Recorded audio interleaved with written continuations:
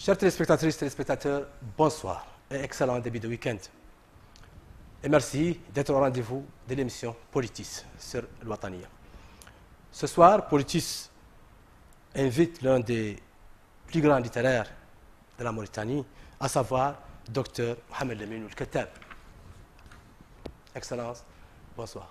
Bonsoir. Et merci d'avoir accepté notre invitation. Je vous en prie. Merci beaucoup. Brièvement, Dr Mohamed Lamine Ould-Kattab, professeur de littérature anglaise et américaine, ancien recteur de l'université de Nouakchott, ancien ambassadeur de la Mauritanie pendant une dizaine d'années, président du conseil scientifique de l'Union des écrivains mauritaniens, président de la branche mauritanienne de l'Organisation arabe des droits de l'homme, membre fondateur de la Commission arabe pour la démocratisation des élections dans le monde arabe, auteur de plusieurs publications en arabe, en anglais et en français. Tout d'abord, rebonsoir, Excellence. Bonsoir. D'abord, on va parler un peu sur le premier thème, à savoir la démocratie. Docteur, vous parlez souvent, et cela je l'ai remarqué, dans vos écrits, vos conférences de la démocratie. Qu'est-ce que la démocratie a juste valeur pour vous? Cher Sid Ahmed, je vous remercie Merci beaucoup. de m'avoir invité comme hôte de votre émission dont l'audience va en s'élargissant, à savoir l'émission Politis. Merci beaucoup. Je suis très content d'être avec vous ce soir. Merci. Bon, effectivement, je m'intéresse beaucoup à la démocratie.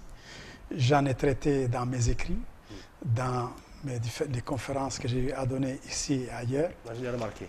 Oui, donc comme vous avez pu lire les articles que j'ai pu produire là-dessus, effectivement, c'est un thème qui m'intéresse parce que j'estime que c'est central, c'est fondamental pour l'évolution et le développement des nations et des peuples. Je ne vais pas m'aventurer à donner une définition académique de ce que c'est que la démocratie. Chacun y va de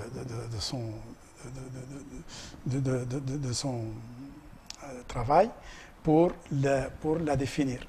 On va peut-être commencer par une définition que Winston Churchill a donnée de la démocratie. Il a dit que c'est le pire des systèmes à l'exclusion des autres, c'est le pire des systèmes politiques à l'exclusion des autres systèmes. Donc, pour ma part, je voudrais me contenter de dire que, de me contenter de cette définition. La démocratie, c'est un système politique qui permet aux citoyens de gérer leurs propres affaires. C'est un système qui implique les citoyens d'une nation, d'un peuple, dans la prise en main de leur destin, de leur sort. C'est aussi un système qui garantit les libertés fondamentales, qui garantit les droits essentiels, tels que le droit d'association, le droit de la liberté d'expression, le droit de s'associer, de mettre en place des partis politiques, etc. Donc ce système-là est un système extrêmement important pour impliquer, pour faire prendre leurs responsabilités aux citoyens d'un peuple. Donc voilà, en gros, une définition, si vous voulez, lapidaire et rapide de ce qu'on pourra tenter de définir la démocratie. Très bien. Qu'en est-il de la démocratie en Afrique, dans le monde arabe et enfin en Mauritanie, selon son Excellence, l'ancien ambassadeur Mohamed Ould-Kattab? Vous savez, la démocratie n'est pas quelque chose qui doit être parachuté d'en haut. C'est un système, c'est une façon d'être, c'est une façon de voir, de comprendre, une conception qui émane et qui est la résultante d'une accumulation. Donc, il y a des peuples, il y a des substrats qui sont favorables à l'émergence et au développement de la démocratie. Il y en a d'autres qui le sont moins. Vous savez, en Afrique, dans le monde arabe, c'est des contextes où le patriarcat règne, où il y a une gérontocratie qui domine et qui exclut les jeunes et qui fait peu de cas des femmes. Donc finalement,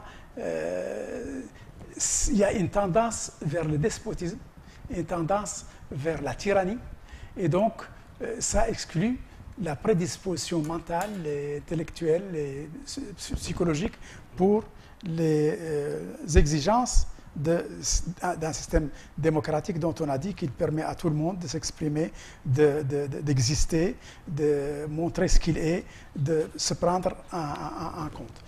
Si vous regardez l'Afrique, eh bien, la démocratie n'est pas très développée. S'il y a une démocratie, il y en a eu à partir de 1991, après la conférence de la Bolle, quand François Mitterrand a exigé que la démocratie doit établir, sinon la coopération avec la France va en souffrir. Suite à cela, il y a une floraison de ce qu'on pourrait appeler une démocratie formelle, de façade, une démocratie administrative. Il y a des naissances des partis politiques qui sont nés un peu hâtivement, dans des conditions un peu plus ou moins cavalières. Donc, ça c'est pour l'Afrique.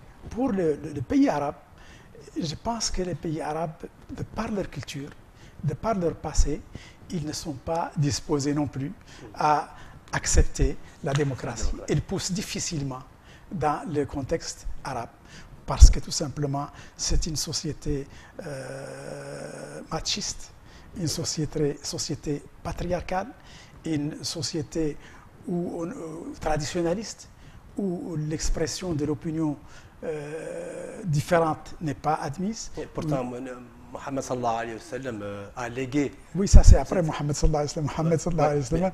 Il y a des gens qui sont venus après lui. Normalement, ils doivent. Malheureusement, ça n'a pas été le cas depuis Muawiyah bin Abi Sufyan. Donc c'est la royauté, c'est le despotisme, c'est l'absolutisme qui a pris place. Et depuis lors, il y a une culture qui est réfractaire à toute participation, à toute inclusion qui se développe dans les pays arabes, ce qui fait que la démocratie a eu des difficultés à prendre racine dans des contextes arabes. Bon, c'est vrai qu'il y a plus ou moins de la démocratie, parce que le monde aujourd'hui exige qu'il y ait la démocratie. Sinon, il ne traite pas avec les autres régimes. Alors, il essaye de tergiverser, il essaye de louvoyer, il essaye de donner l'échange en créant une démocratie plus ou moins contrôlée, une démocratie plus ou moins domestiquée. Mais, somme toute, je dirais que la démocratie dans le monde arabe, à part quelques cas très rares, elle laisse à désirer encore. Il n'a pas encore pu se développer de manière satisfaisante. Exactement. Tout simplement, si vous regardez le sort réservé à la femme dans les sociétés, le sort réservé aux jeunes, le sort réservé aux gens qui ont un point de vue à exprimer qui est différent du point de vue dominant, eh bien, ils ne sont pas autorisés, ils n'ont pas le droit d'exprimer une vision, une approche, une conception différente de celle prônée par le gouvernement. Si bien que les intellectuels, pour écrire, pour penser, pour produire la culture, le savoir, ils s'exilent à Londres, à Paris ou ailleurs. Oui. On a vécu ça d'ailleurs avec les écrivains égyptiens surtout. Parfaitement. Pas seulement les écrivains égyptiens, partout il y a un intellectuel qui ose exprimer une philosophie, une approche, une opinion qui n'est pas celle autorisée par le pouvoir, il a des difficultés, il a des problèmes. C'est vrai. Excellence, en Mauritanie par exemple, peut-on parler d'une démocratie authentique ou s'agit-il d'une démocratie formelle et somme toute administrative? Les Mauritaniens par tempérament, je dis à l'échelle individuelle, sont démocrates. Ils sont habitués à exprimer leur point de vue, quel que soit ce que cela doit leur coûter. Mais en tant que nation, depuis le début de l'indépendance, nous avons connu des partis politiques, donc une diversité, une pluralité politique, et donc on peut parler de la démocratie tout à fait au début. Puis petit à petit, il y a un parti unique qui a pris le dessus et qui a éclipsé tous les autres partis politiques, et il est resté seul sur la scène politique. Bon, ça a duré comme ça. Au sein de ce parti, les opinions s'expriment. Les gens disent ce qu'ils pensent. Ils n'hésitent pas à critiquer. Mais c'est un seul parti et ça le parti unique et la démocratie font mauvais ménage. Ouais. Et donc, depuis le coup d'État de 1978, il y a des régimes d'exception. Oui, des régimes d'exception, puis petit à petit, surtout à partir de 1986, 1991, surtout la Bonne. Après la Bonne, il y a eu une tentative d'entamer une démocratie dans le pays qui a commencé en 1986 avec les élections municipales, la mise en place des municipalités, puis la mise en place des élections départementales et puis les élections présidentielles en 1992. Donc il y a eu une décision, il y a une constitution qui a été écrite et présentée au référendum, et puis il y a donc une démocratie tropicalisée, pour ainsi dire, qui émerge de notre situation. Pourquoi tropicalisée? Parce qu'elle est adaptée à notre situation. Elle est plus ou moins, comment on appelle ça, rendue acceptable, palatable par le pouvoir. N'oublions pas que le pouvoir était surtout un pouvoir militaire et que s'il accepte la démocratie, c'est parce qu'il était contraint et forcé. Mais il y a eu quand même ce début de démocratie. Il y a eu des partis politiques qui ont été mis en place. Démocratie de façade, on peut dire. Oui, on peut dire que c'est une démocratie formelle, une démocratie administrative. Et les partis politiques étaient aussi à l'image de notre situation. Des partis politiques qui n'avaient pas d'idéologie particulière, qui n'avaient pas qui ne se positionnent pas. Personne ne peut être sûr de quelle obédience, de quel référentiel idéologique et autres, et culturel ils se réfèrent. Mais ils étaient là. Ils étaient là en nombre et il y a le jeu de la démocratie, c'est-à-dire plusieurs partis, plusieurs candidats, et en définitive, le candidat qui doit passer, il passe. Oui, mais ces partis, même actuellement, il y a assez de partis, mais on ne sait pas de quel genre sont ces partis. Est-ce qu'ils sont de gauche, centristes ou extrêmes? Comment expliquez-vous exactement? Ça, c'est la question. Effectivement, tout le monde se demande, quand un parti politique est né, voilà. On ne sait pas exactement de quelle obédience il est, ni quel est son référentiel idéologique et politique. On ne sait pas à quelle famille politique il appartient, la droite, la gauche, le centre, et il ne se soucie pas de cela. Aucun parti, sauf quelques rares cas, ne se soucie d'expliquer où est-ce qu'il se situe par rapport à la classe politique, par rapport aux opérateurs politiques, aux acteurs politiques existants sur la scène nationale. Alors, mais cette situation n'est pas spécifique à la Mauritanie. Bien entendu. Beaucoup de pays africains, il y a des partis qui naissent, mais on ne sait pas. Est-ce que c'est un parti socialiste? Est-ce que c'est un parti de droite, libéraliste, de gauche, communiste? On ne sait pas. Et d'ailleurs, eux, comme j'ai dit, ils ne prennent pas la peine d'expliquer. Et peut-être aussi que le public n'est pas tellement intéressé pour savoir de quel parti. Donc, ils sont là.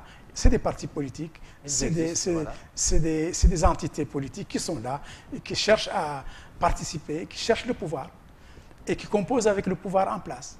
Et voilà, mais l'appartenance idéologique, l'idéologie, les référentiels culturels, politiques, la famille politique, ce n'est pas leur souci et ce n'est pas très bien défini. Les contours demeurent assez flous et assez vagues. Mais comment expliquez-vous cela? Pourquoi ces partis ne prennent pas une certaine obédience? Je crois que, comme je vous dis, sont créés dans la perspective non pas de servir un but précis, ni d'appliquer une idéologie, ni de faire venir un projet de société bien précis. Ils sont là parce que le pouvoir a donné un coup de pouce. Il a dit mettez-vous en place pour être un parti, parce qu'ils veulent chercher le pouvoir à travers la participation aux élections, parce qu'ils sont financés, les partis politiques sont financés, alors c'est une façon de chercher un revenu. Et voilà, donc, et puis parce que tout simplement aussi, la politique, la civilisation, la vie urbaine, tout ça c'est nouveau pour nous. La pratique politique telle qu'elle est pratique, telle qu'elle est utilisée, employée dans les vieilles nations qui ont connu une évolution très longue avant d'aboutir à la démocratie, n'existe pas chez nous. Et donc nous, on débute, on veut brûler les étapes. On veut brûler les étapes. Mais il y a quand même parti Tawassoul. On sait qu'il est d'obédience. Oui, parti Tawassoul, on sait l'obédience qu'il a. Oui. Tout à l'heure, vous avez parlé de la Constitution de 1991, qui est venue après le fameux discours de Mitterrand à la Bonne. Oui.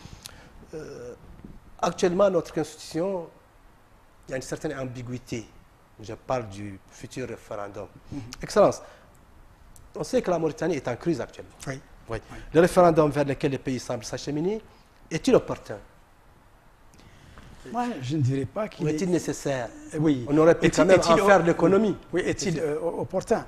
Écoutez, depuis l'engagement du dialogue entre le pouvoir et un certain nombre de partis politiques de l'opposition, et qui a été boycotté par une autre partie de l'opposition, il y a une volonté de sortir d'une crise, d'un blocage que connaissait le pays et qui a empêché le pays d'avancer. On tournait en rond. Et on n'arrive pas, les acteurs politiques n'arrivent pas à créer un consensus à partir duquel, sur la base duquel ils peuvent travailler. Et les pays souffrent de cette situation parce que finalement tout est bloqué, on tourne en rond et cette situation ne peut pas continuer. Il y a eu un dialogue, ce dialogue vaut ce qu'il vaut, il y en a une partie de l'opposition, il y a participé, il y a trouvé son compte et a considéré qu'il est valable et qu'il est acceptable et qu'il permet une sortie de crise. Il y a une partie de l'opposition qui l'a rejeté, qui a refusé d'y participer. Toujours est-il que ce dialogue a eu des outputs, a eu un résultat qui comporte, parmi d'autres éléments, des amendements à la Constitution. Bon, cet amendement doit être adopté par le peuple. Il doit être adopté soit par les représentants du peuple, soit par le peuple directement. Il a été présenté aux représentants du peuple. Le Conseil, le Sénat l'a rejeté et l'Assemblée l'a fait passer. Mais ceci a exacerbé encore la crise. Et on est menacé, si une solution n'est pas trouvée, de rester bloqué, de rester dans l'impasse et de continuer à tourner en rond au détriment des intérêts fondamentaux du pays et au détriment aussi de la cohésion du front intérieur du pays. Alors, une solution a été trouvée. Beaucoup de juristes l'ont considérée comme étant idoine, à savoir la présentation des résultats de dialogue directement au peuple à travers l'application de l'article 38, c'est-à-dire qui permet au président de la République de consulter directement le peuple et de prendre son sentiment et d'agir en conséquence. S'il y a ce blocage, je crois qu'il est beaucoup plus opportun de s'adresser au peuple que de ses représentants. Pourquoi passer à travers les représentants quand on a la possibilité de s'adresser directement au peuple et qui va dire son point de vue? Si le peuple fait passer ses amendements, il passe. C'est pour éviter les dépenses colossales. Oui, c'est vrai, mais malheureusement, on n'a pas compris cette attitude et on a bloqué, ça n'a pas pu passer et on est obligé maintenant de deux choses l'une, ou rester en crise et ne pas avancer au détriment du peuple, des intérêts de la Mauritanie, au détriment de la cohésion du front intérieur, ou passer outre ces tentatives de blocage et s'adresser directement au peuple pour demander son avis. Et là, l'avis du peuple sera, la voix du Vox Populi sera prise en compte. Oui. Excellence, on aurait pu quand même en faire l'économie, non? Si cela était possible. Et je pense d'ailleurs que le gouvernement avait voulu faire l'économie de cela en essayant de passer par l'article 99. Il voulait faire l'économie de cela, mais ça n'a pas été possible. Apparemment, on a bloqué et il reste devant le président une seule issue, c'est celui, ou deux issues si vous voulez, l'une n'est pas acceptable, c'est celle de renoncer et de laisser les choses en l'état, ou de persister dans sa volonté d'introduire des changements à la Constitution. Et là, il avait la seule possibilité qui lui reste, c'est de s'adresser directement au peuple. Et il l'a fait. Et oui. Il va le faire. Il est en train de le faire. Mais y aura-t-il une seconde écriture pour ces amendements? Une seconde écriture? Oui. Non, je crois que les amendements sont indiqués, tout le monde les connaît. Ils sont connus de tous. Donc vous pensez que l'article 38 est la solution idoine? Je vous dis que c'est un raccourci. Je vous dis que c'est l'unique solution pour nous de sortir de la crise, de sortir de ce blocage. Parce que moi, ce qui m'embête, c'est le blocage. Et le blocage n'est plus admissible, n'est plus admis par la majorité silencieuse de la population mauritanienne, par les intellectuels, par les gens qui ont à cœur l'intérêt du pays. Ils ne peuvent pas accepter qu'il y ait un blocage parce que tout simplement les acteurs politiques préfèrent opter pour la confrontation, préfèrent se taper dessus. La population, le peuple mauritanien, ses élites en ont assez de cette situation.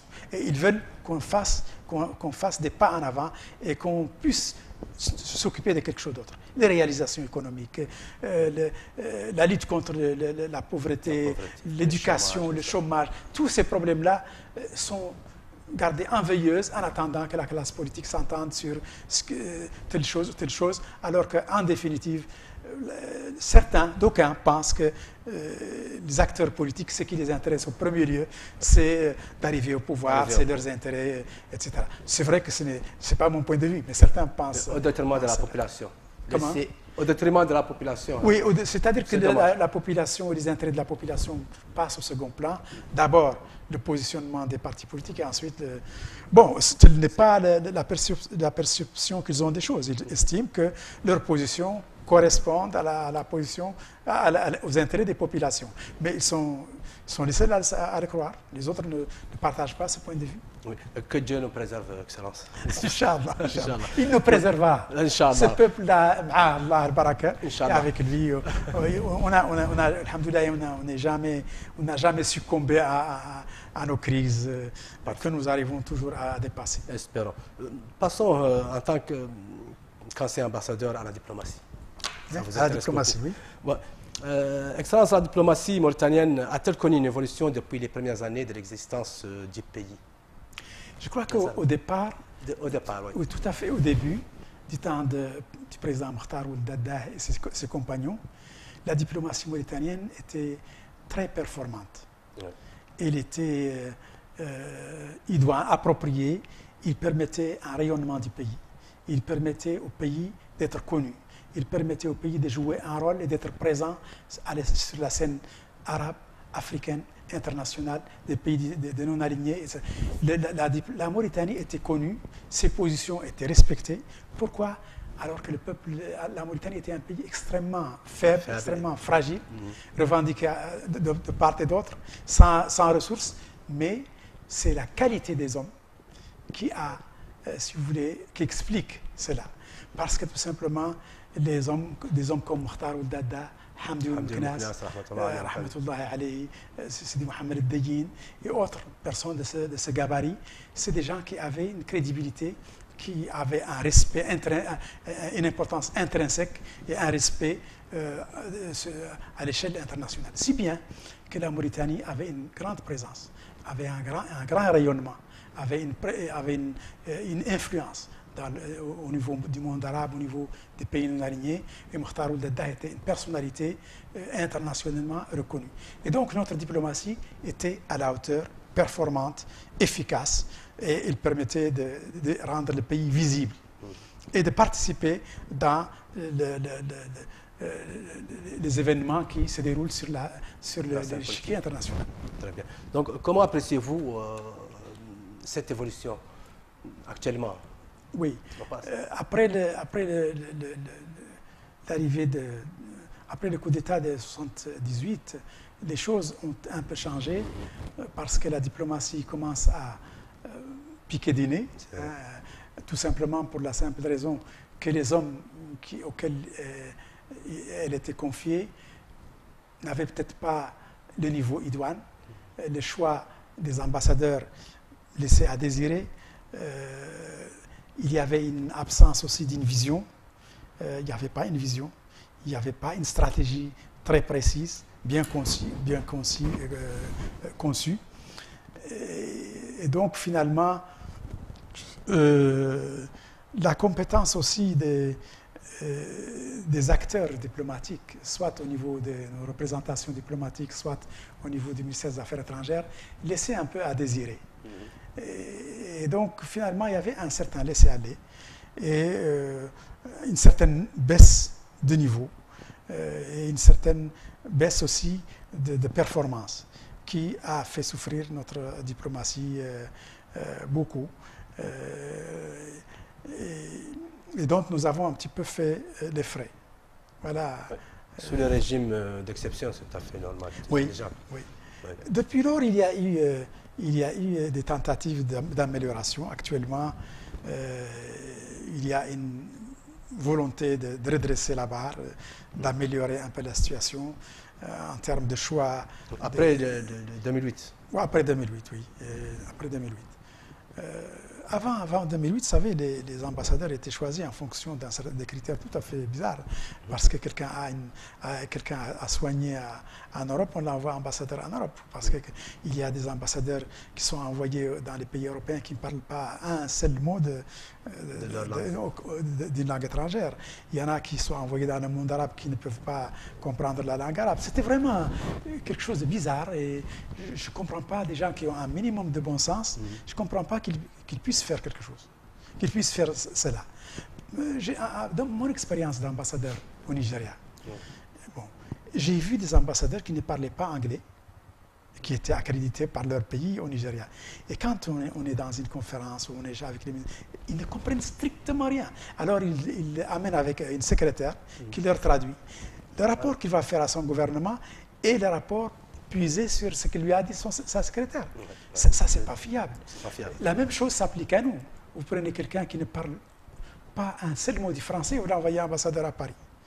Il ne comprend pas il ne peut pas communiquer avec les gens, il ne peut pas lire la presse. Vous prenez quelqu'un qui ne parle pas un seul mot en anglais, vous l'envoyez aux États-Unis ou en Grande-Bretagne ou au Canada. Ce n'est pas ça.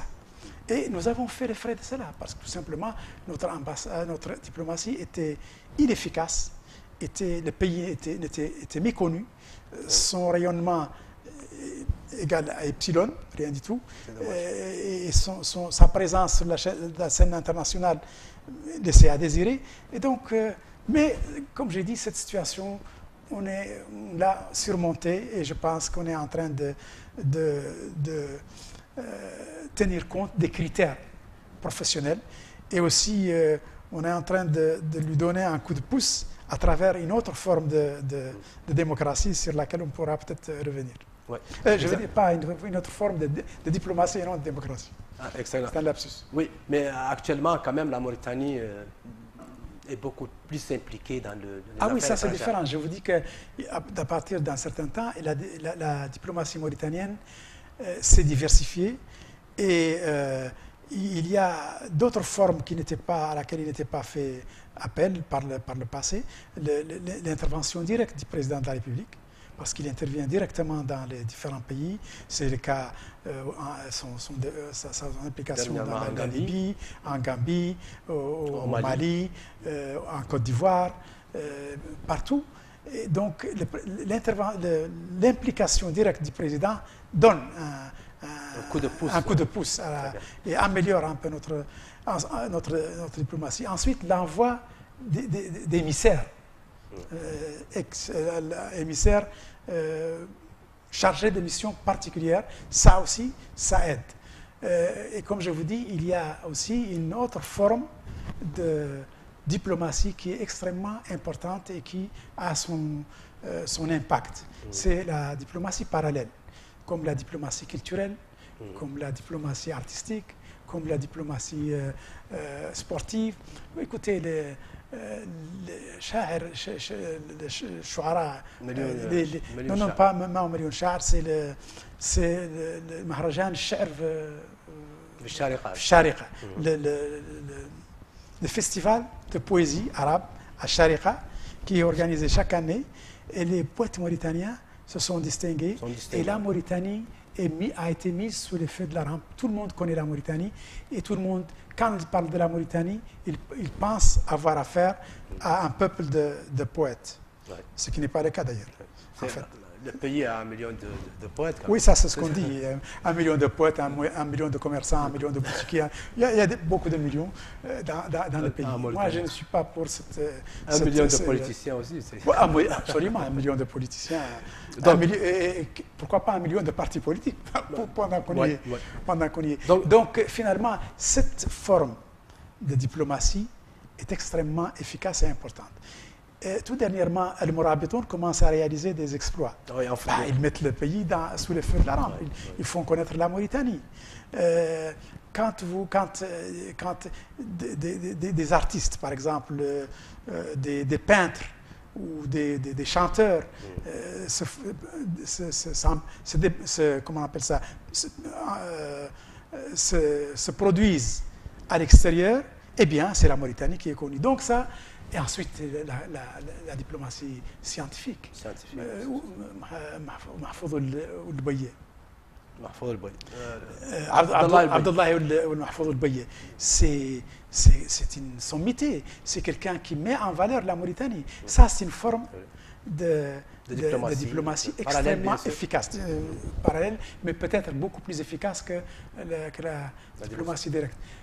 Abdallah el-Boye, son impact est meilleur que l'impact de 25 ambassadeurs qui ne font rien, qui restent assis dans l'ambassade, dans leur ambassade.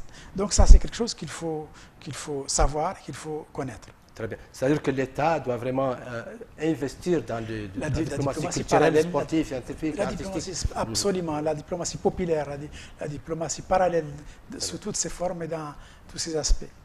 Très bien. La société mauritanienne est pluriethnique, bien entendu, et comporte diverses communautés et catégories sociales. Il y a des remous au sein de la société mauritanienne et même de fortes contradictions qui confinent à de véritables crises. Comment prévenir l'exacerbation de telles crises? Écoutez, généralement, une société plurielle est par définition une société sujette à beaucoup de remous, beaucoup de contestations, beaucoup d'expressions, de points de vue différents, etc. Parce que plusieurs composantes vivent ensemble, cohabitent plus ou moins facilement et cherchent chacune à se mettre en valeur, chacune à ne pas se laisser évincer, se laisser opprimer, à préserver ses droits, etc. Donc c'est un peu naturel qu'il y ait ce genre de contradictions au sein de la société, des contradictions auxquelles il est possible de survivre. Ça ne présente pas un danger pour l'existence du pays, aussi longtemps qu'ils sont maintenus dans un certain niveau. Si, par exemple, des gens demandent leurs droits, si des composants de la Mauritanie demandent les mêmes droits, les mêmes chances d'accéder aux facilités, d'accéder aux biens, d'accéder à la politique, ça c'est tout à fait naturel, tout à fait normal. Mais là où ça devient dangereux, c'est quand certains demandent, quand il y a des séparatistes, quand il y a des gens qui demandent la division de la Mauritanie en plusieurs États, la création d'autres entités politiques au sein de la Mauritanie. Autrement dit, c'est des gens qui cherchent à mettre en péril l'unité nationale et l'unicité de ce pays.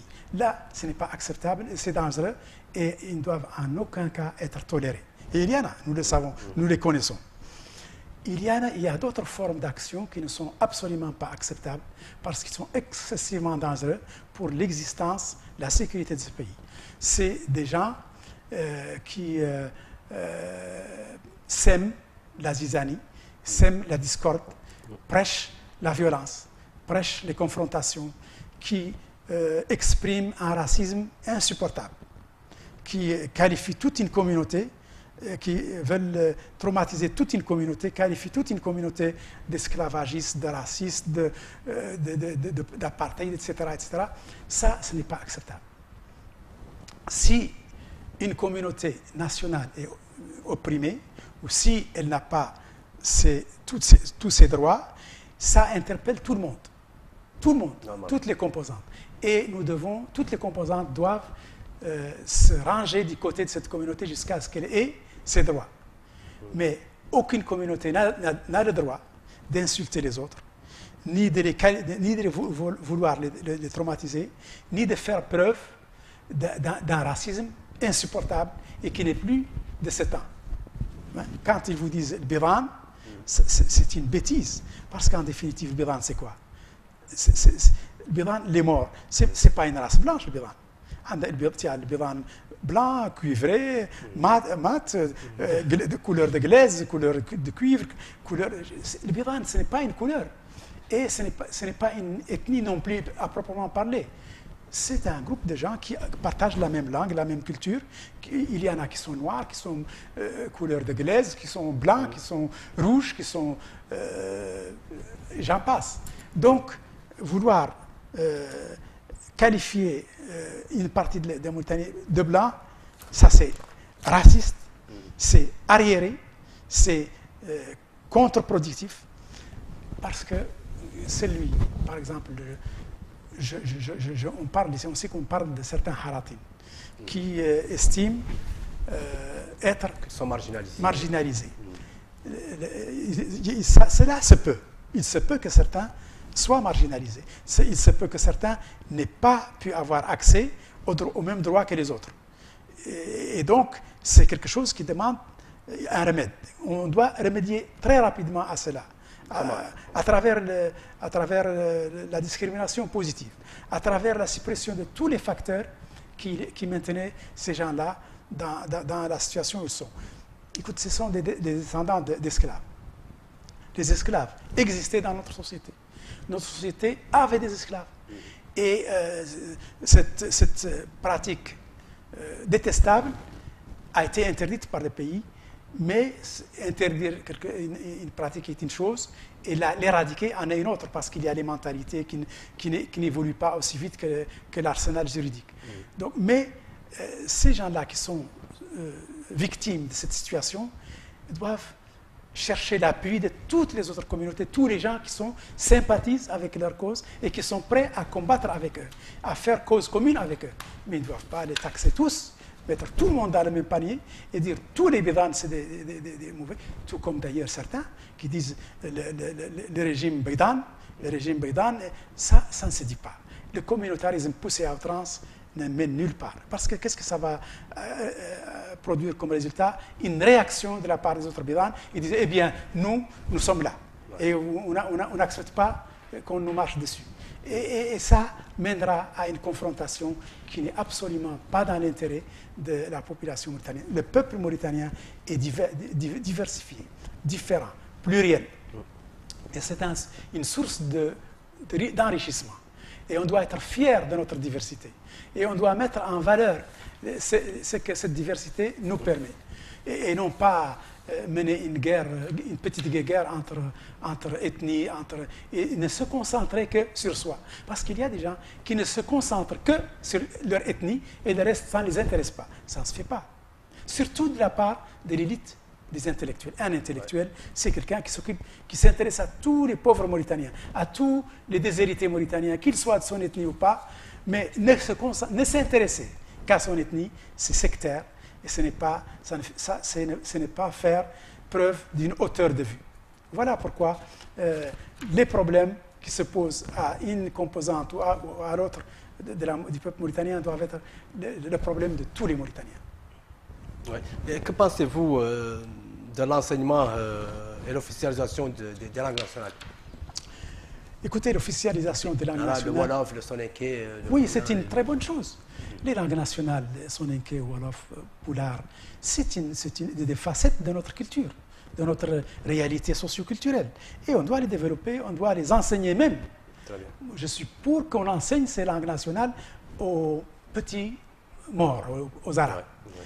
Tout comme...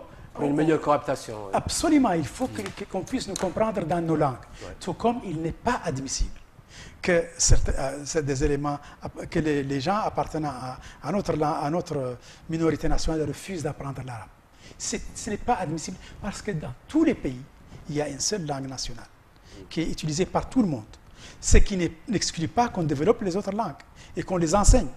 Mais une nation Regarde n'importe quelle nation, en France, on parle le français officiel, la langue officielle, le discours officiel, c'est en français et non pas en languedoc ou en breton ou autre.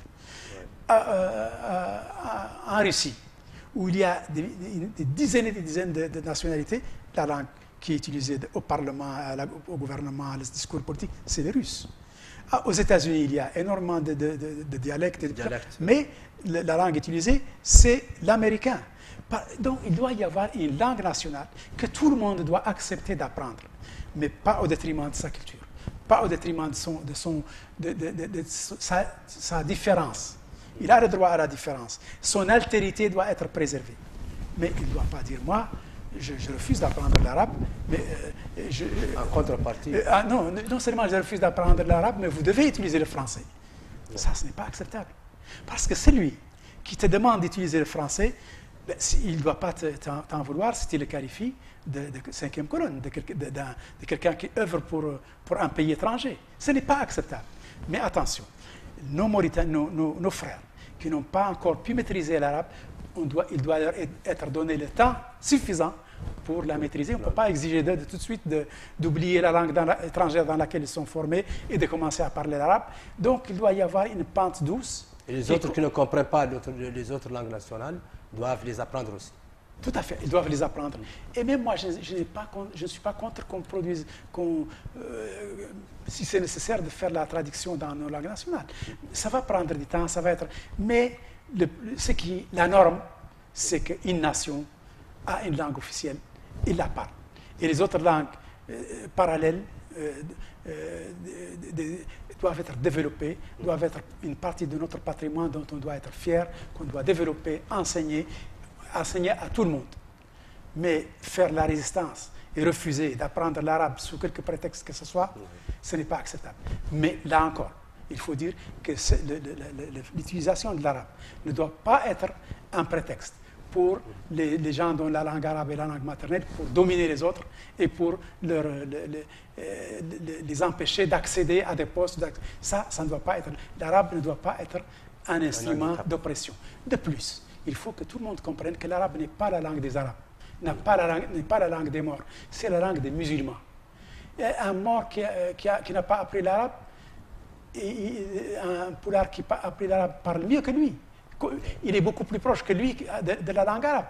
Parce que l'arabe, c'est une langue de liturgie, une langue de la religion islamique. Et dans l'ancien temps, les fuqaha poulards, les fuqaha soninké, les grands érudits soninké, les grands érudits poulards écrivaient en arabe et enseignaient aux morts l'arabe. Et donc, finalement, avant, la communication était facile, la cohabitation était facile, il n'y avait aucun problème, les contradictions ne se posaient pas en termes de toi poulard, moi mort. Non. Mais ce n'est qu'après, quand les Français sont venus, ils ont créé une classe politique francisante et qui est là pour veiller au grain. Il faut le dire malheureusement, veiller à la culture française. Et ça, ce n'est pas admissible. C'est pas admissible. Je comprends que quelqu'un défendre sa langue, sa culture, mais je ne comprends pas que quelqu'un défende la culture française ou anglaise ou allemande ou autre, parce que ça n'a pas de sens. Très bien. Nous allons parler un peu des Haratines, des Néo-Africains et de cette frange nationale, des Ma'almines exactement. Écoutez, les Ma'almines, ça fait partie de la communauté maure, les Arabes. C'est des Arabes aussi arabes que le reste des Arabes. Sauf que eux, ils sont beaucoup plus intelligents. Ils ont beaucoup plus de dextérité, de savoir-faire. C'est des gens qui non seulement peuvent maîtriser la science, le Coran, le Nahou, le Adab, le Fiqh, etc., mais ils ont une autre capacité, une dextérité, un savoir-faire que les autres n'ont pas, et une intelligence extraordinaire, parce que ça, il faut le connaître, il faut le reconnaître. Malheureusement, certains... pourquoi ils sont plus intelligents que les autres? Je n'en sais rien, c'est un constat que je fais. Oui. Je peux te prouver que quelqu'un qui peut, dans le temps, il nous fabrique les fusils, c'est pas n'importe qui peut fabriquer un fusil. Et regarde le travail qu'il mène, c'est un travail finement ciselé, qui demande une certaine intelligence, une certaine présence d'esprit, une certaine faculté que les autres n'ont pas. Et d'ailleurs, dans l'autre monde, معلم, ça veut dire quoi? Ça veut dire celui qui sait. Mon maître, celui dont je m'inspire.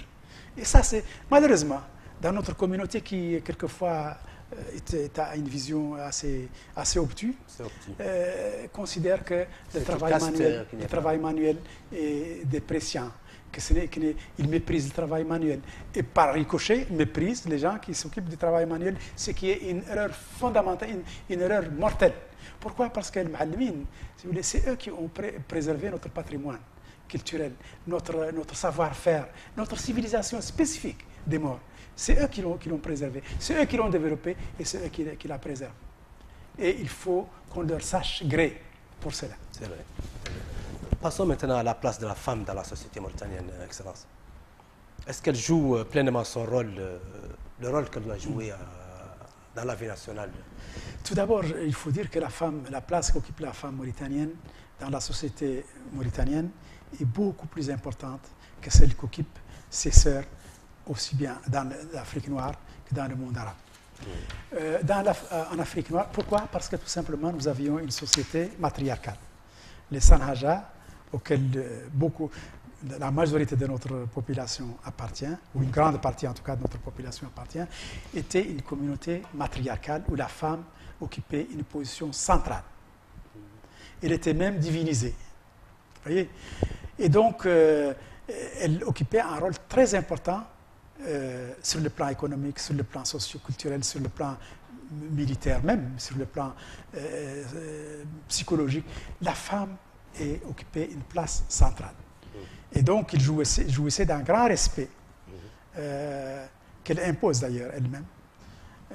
Par contre, si on regarde les femmes dans les communautés en Afrique noire, malheureusement, elles sont surexploitées, elles sont souvent battues, elles sont chosifiées, parce que bon, quelqu'un se croit avoir le droit d'avoir 2, 3, 4, 5 femmes, et dont l'objectif est de produire les enfants qui vont travailler sur les champs et rapporter pour le père. C'était une société matriarcale. Et ensuite, elles sont battues sans difficulté et c'est accepté par la société. Si on regarde le monde arabe, eh bien la femme est inexistante, c'est un non-être. Et on lui dénie même l'identité. Elle n'a pas d'identité, elle n'a pas de visage. C'est une silhouette. Elle a une burqa qui fait disparaître son visage parce que son visage est considéré comme étant awra, c'est-à-dire quelque chose qu'on n'ose pas montrer en public. Ce qui est quelque chose d'extraordinairement inacceptable. Alors, ensuite, la femme est considérée comme étant un meuble, quelque chose qui appartient à l'homme et qui est là pour produire les enfants, pour rester à la maison, préparer la nourriture. C'est une propriété de l'homme aussi. L'homme considère que c'est une propriété si bien qu'il la cache pour que les autres ne voient pas sa chose, ne voient pas sa propriété. Et ça, c'est évidemment, vous pourriez me dire que ça c'est contraire à l'islam. Absolument, l'islam, c'est pas ça. Et donc, finalement, cette situation étant ce qu'elle est, la femme, il est tout à fait compréhensible que la femme ne participe pas à la vie politique, ne participe pas à la vie économique, soit exclue, marginalisée. Elle n'a pas. En Mauritanie, quand même, elle est présente. Je parle des autres. Elle n'a pas voix au chapitre. Je suis en train de comparer la situation de la femme mauritanienne à ses sœurs dans les pays arabes, à ses sœurs en Afrique. Pour la femme mauritanienne, et dans le passé, ce que je vous ai dit, c'était la société matriarcale lui a permis d'avoir une place et elle a conservé cet avantage jusqu'à maintenant. Jusqu'à maintenant, personne n'ose malmener une femme. Personne n'ose dire un mot de travers à une femme, sinon on lui dira 5 mots plus graves que lui. Elle est respectée. Elle jouit d'un grand respect. Elle est regardée comme l'égale de l'homme, sinon la supérieure de l'homme. Et l'homme accepte cette situation. Et ça, c'est une marque de civilisation, de raffinement mental. Très bien. Parce que celui qui... on dit en arabe que les femmes sont les المرأة تتاج الكرماء ونعل couronne. الأمة. C'est la couronne des gens bien élevés et c'est les chaussures de la racaille, des gens qui n'ont pas de culture. وراء كل رجل امرأة وراء كل عظيم امرأة. Bien. C'est vrai. Excellence. Donc, non, je termine tout simplement que la femme actuellement occupe une place importante. Il y a beaucoup de femmes ministres, beaucoup de femmes ambassadeurs, directrices, ambassadrices, juristes, des walis, des ambassadrices. Ils ont même cherché à briguer le poste de président. Si bien que nous avions la première femme ministre des Affaires étrangères dans le monde arabe. Dans le monde arabe, oui. Dans le monde arabe. Bon, la légacy de son père, Arhamou Hamdi Mouknas. Oui. Bon, en tant que professeur, Excellence, passons à l'éducation et aux enfants. Aux enfants auxquels vous avez consacré beaucoup d'ouvrages d'ailleurs à leur éducation. Quelques ouvrages, pas beaucoup. Donc, parlons un peu d'éducation et l'école mauritanienne, brièvement, parce que le temps qui nous est imparti... Ah bon, d'accord. Écoutez, l'enfant est quelque chose d'extrêmement important parce que l'enfance est une phase extrêmement importante dans la construction de la personnalité, dans la construction de l'homme. C'est au niveau de la première enfance que les tendances, que l'intelligence, que les dons, les facultés se développent. Et donc, on doit leur consacrer un grand intérêt, ce qui n'est pas le cas chez nous. Il y a très peu qu'on appelle ça,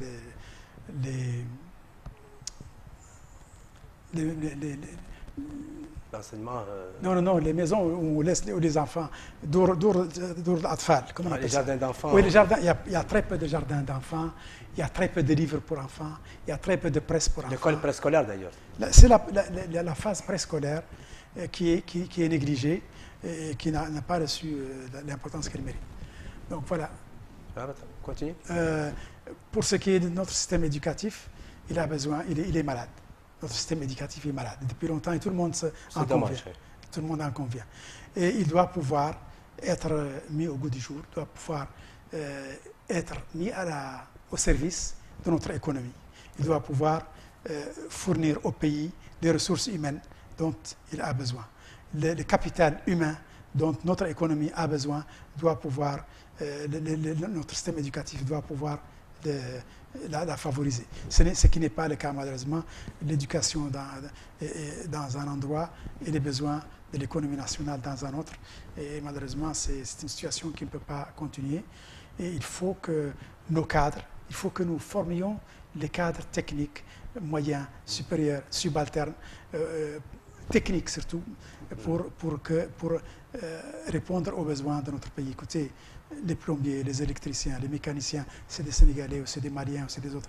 Pourquoi pas Mauritaniens? Pourquoi ne pas former ces gens-là dans notre système éducatif? Nous, on veut former les littéraires. Le manque d'enseignement professionnel. Professionnel approprié. Tout le monde veut être littéraire, tout le monde veut être juridique, économique. Une licence en économie, en lettres. Celui qui l'a, il n'a aucun débouché. Le pays a dépensé pour lui, pour sa formation, pour le jeter dans la rue. Il faut donc que notre système éducatif soit révisé de manière à ce qu'il soit rendu conforme aux besoins de notre économie et de notre marché. Du marché national. Oui. Très bien. À la fin de cette émission, j'aurais préféré présenter quelques ouvrages de mon invité, son Excellence Mohamed El Khattab.